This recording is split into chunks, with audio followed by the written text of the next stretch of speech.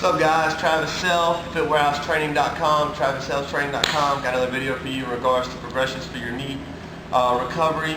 Again, this is particularly addressing the ruptured patellar tendon that I had on my right leg. Some of you guys have again contacted me and questioned about what it is I did to recover and how did I get back to the gym, how did I get back to the playing field so fast.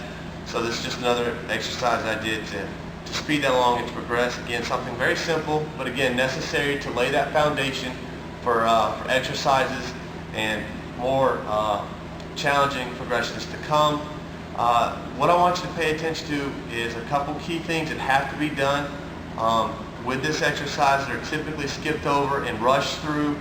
While it's not necessarily a bad thing, again, every little attention to detail is important, especially when you come back from injury, just because you want everything to return not just to old form but better, and a lot of times it can do that. So what we're going to do is again address that quad set that we looked at in the last video. Remember, we took the quad, we had something placed up under our knee, small pillow, a little towel. Again, the toe was curled back toward the nose, it was dorsiflexed. We made sure we held that as tight as we possibly could, trying to get as much contraction out of that BMO as we possibly could. We couldn't. We had a little bit of feedback that we got from just placing our hands softly on it. Now, the next exercise, the next progression that you can do while you're immobilized and shortly after is the quad set to extension or raise. Okay, so what we want to do is we start out by sitting just like we are, nice and tall. Again, if you're in the immobilizer, you've got to go by how tight the immobilizer is, what it is that they had done, so you've got to use your best judgment and what the surgeon or therapist has instructed you to do. If you're out or you're shortly removed from that immobilizer, this is something that you can again begin to progress with. Use your best discouragement, go by how you feel, but at the same time lie on that borderline of patient and aggressive. Excuse me. Where this exercise is done wrong is a lot of times they go, oh, I got to raise my leg for 15 reps. And a lot of guys will just go, and they're getting a lot of the primary contraction out of that hip flexor. That's going to happen anytime you raise this leg up.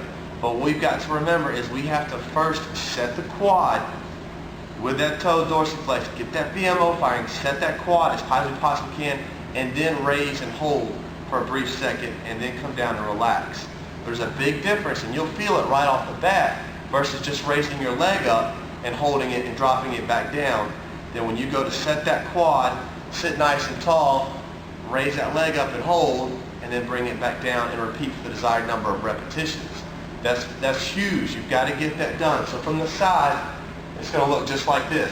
We set that quad, we squeeze it as tight as we can, our abdominals are braced, we come up, we hold, we come back down, we relax, set the quad, up, and come back down.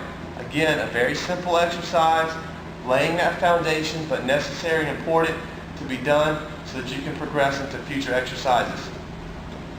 Anywhere 10, 15, 20 reps, these are things that you can do throughout the day. I don't want to say more is better, but at the same time, if you can only complete 10 and then you have some type of pain, some type of discomfort and that's going to happen, but it's some type of pain that's just going to cause you from going any further with more repetitions, you simply just stop, and then maybe an hour or so later, or later on in the morning or afternoon, you would just repeat. And again, building up. Each person is going to progress differently, and it's going to come into other things like how well your surgeon performed the surgery, how well you've been eating, how well you've been recovering, are you doing the ice, you're doing the elevation, have you been doing the quad sets what you were supposed to do, what type of tear or rupture it is that you've actually had.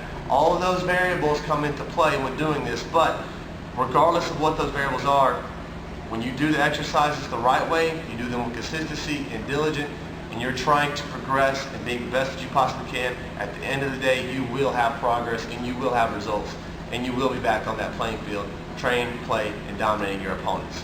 Until the next video, you guys make sure you drop your comments, have any questions, email me, leave comments below. If there's anything I can help you with in helping you to progress faster, or I can make better explanations, please let me know. Until then, later.